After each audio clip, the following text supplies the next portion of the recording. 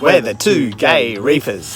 Hey reefers, how are you today? It's Darren and Gordon here, and we're talking about quarantining via the tank transfer method. A good way to break the ick cycle before introducing new fish into your tank.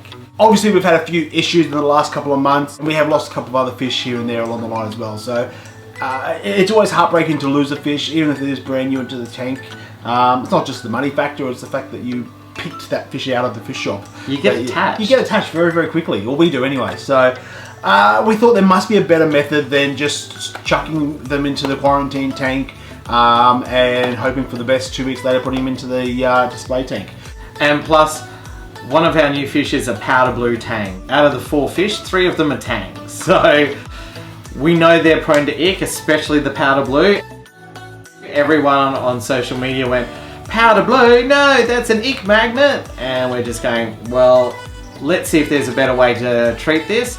Being that we're moving into tangs and bigger fish now that we've got Reefzilla, we had to find something that was going to be as close to foolproof as possible. That's where we went to Nick at Fur and Fins and we spoke to him about the TTM or tank transfer method. He went to his expert, which is Thomas Chia, who has a massive tank. Check out his video up here, full of tangs. There couldn't be more tangs in that more tangs in that tank. That's a mouthful. That is indeed. I think all up there's about 20, 25 tangs in that tank. He should know, he named every single one of them as it was swimming around.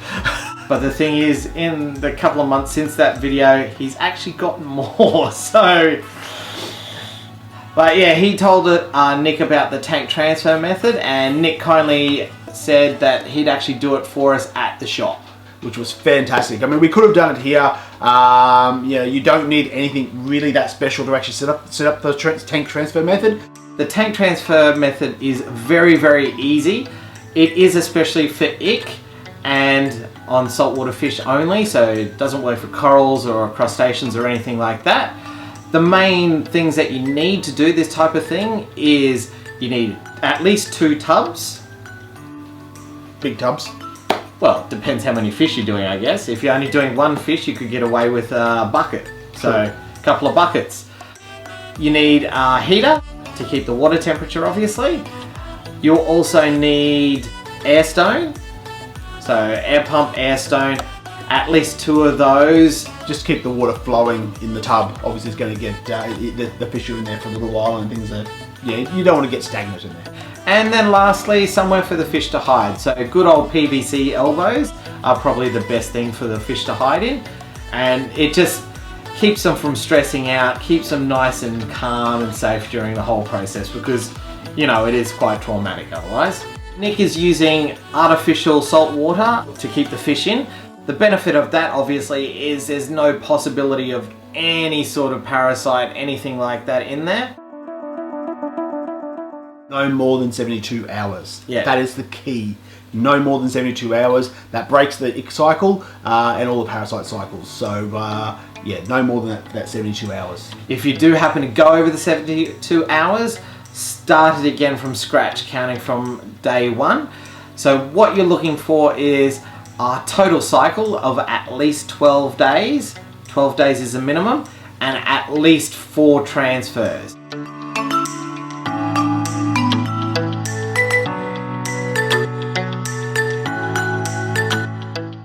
If you do that, you're guaranteed to break the ick cycle and make sure that no parasite lives on past this quarantine process.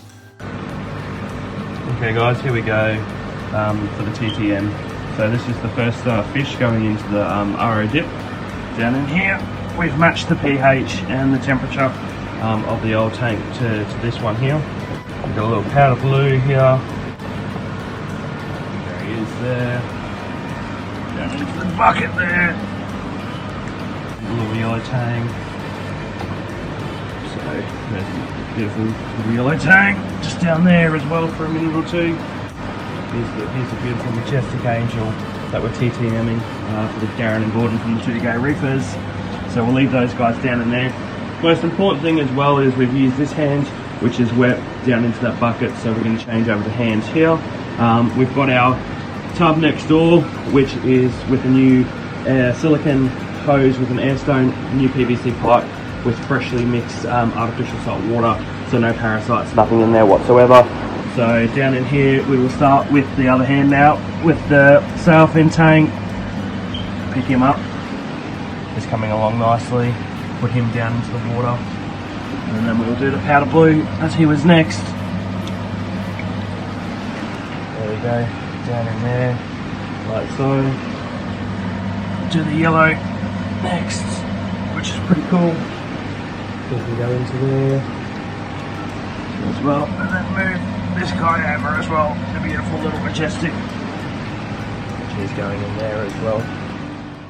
Once you've taken the fish out of one tub and transfer them back into the other tub, it's now time to clean that original tub and all the equipment in there. Nick recommends the best thing to do is to use hot water straight from the kettle, boiling water 100 degrees to clean to cover everything in the tub. So that's your elbows or your hidey holes for your fish, or your air stone, the tub itself, and do the same thing with the heater, but just make sure you don't damage the heater in that process. The key to the cleaning process is that you need to have 24 hours at least of the tub and equipment being totally dry. So chuck them out in the sun and let them dry completely. Yep. So after it's dry completely, then at least 24 hours, and that way you know there's no possible way of any ick getting back into the system.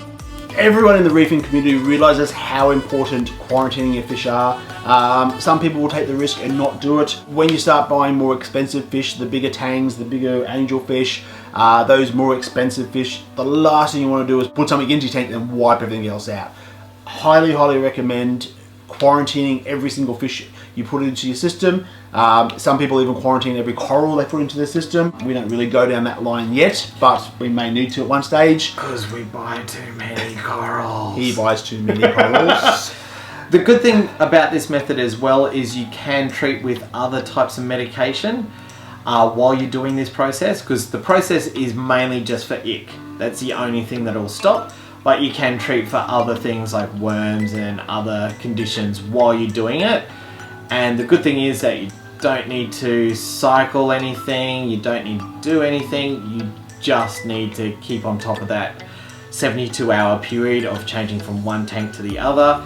That also stops any ammonia buildup as well, so you're not going to have to worry about cycling the water at all. So you can just start from an empty tub and have fish in there straight away, and then move on to the 72 hours, change them over to the other tub.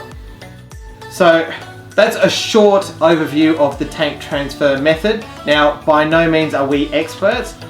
We didn't even do it. We didn't even do it ourselves. We do have a link in the description to a very comprehensive article that we based all our information today on.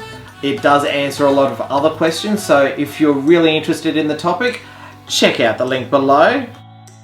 And after all that, we ended up with a nice batch of fish ready to go into Reefzilla. But we'll show you more about the fish next time in our Reefzilla update. But those fish are doing fantastic. Shh, they're not supposed to know that. Oh, shh. There's no new fish. Anyway, I hope you've enjoyed today's episode. If you have, like, comment, subscribe. Like, comment, subscribe. Like, comment, and subscribe. And as always, be excellent to each other and keep it salty, everyone. See you guys. Bye for now.